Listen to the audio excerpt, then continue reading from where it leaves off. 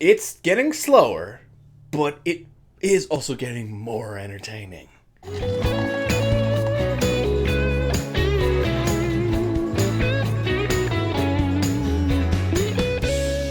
Hey guys, this is my review for episode 2 of Westworld, season 1. Apologies for my lateness. I was in a situation where I could not watch it, so I just saw the episode now.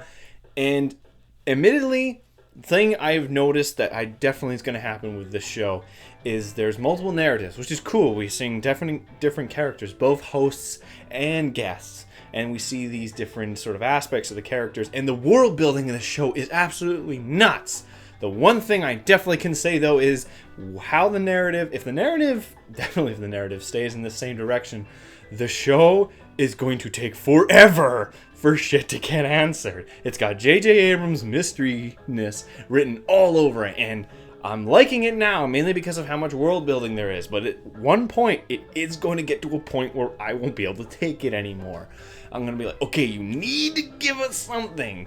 So what we see in this episode is we see less Rachel, even Rachel Wood. We see a lot less of her. We see different people. We see new new guests coming in.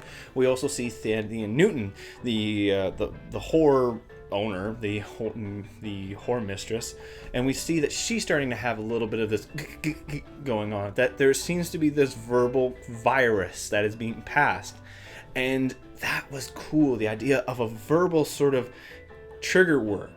A lot of trigger words were used in this, not only with the cognitive world, not only with the fake world, but also the real world.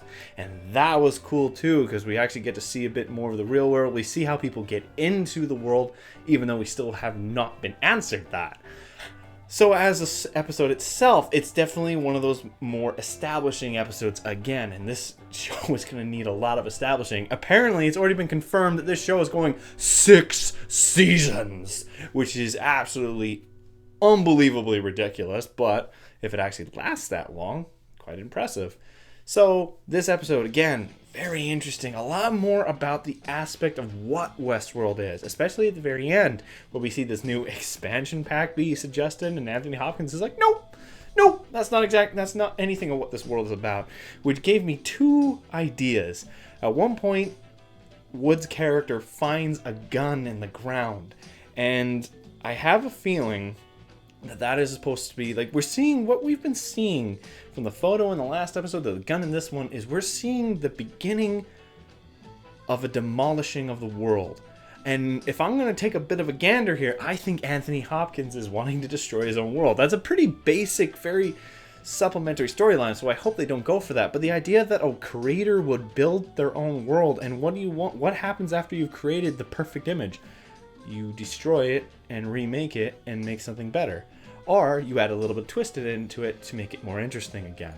So, again, this episode was cool. It had some very interesting memories. The cinematography at one dream sequence, and it was very well done.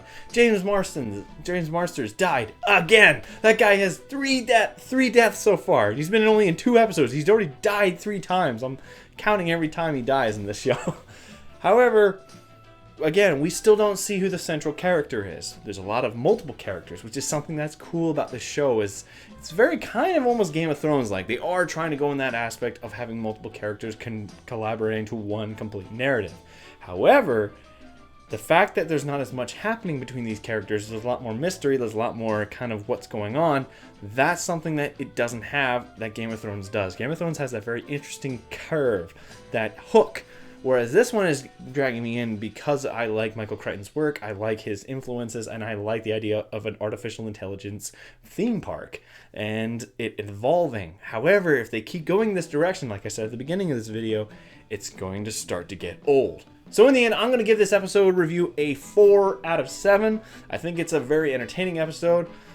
But the thing is, it's very much like the last one. There's a lot of build-up, and I'm liking the build-up, but I definitely want more. Also, Ed Harris is still being a fucking badass. Damn, he was so awesome with his gun. He's got like a shotgun pistol thing. That's a sweet freaking gun.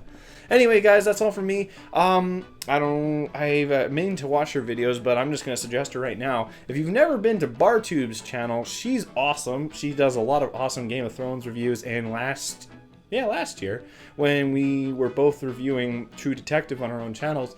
We both suggested each other, and she suggested me, and I suggested her back. It was really cool to have. She's really good. I like her reviews. I'm meaning to watch both of her reviews for the Westworld videos now. I'm gonna want to watch them right now. But anyways, yeah, definitely suggest to go to her channel if you want a more in-depth. She does a lot more than I do. She definitely can see a few things that I can't. So anyways, that's all from me. See you guys next time.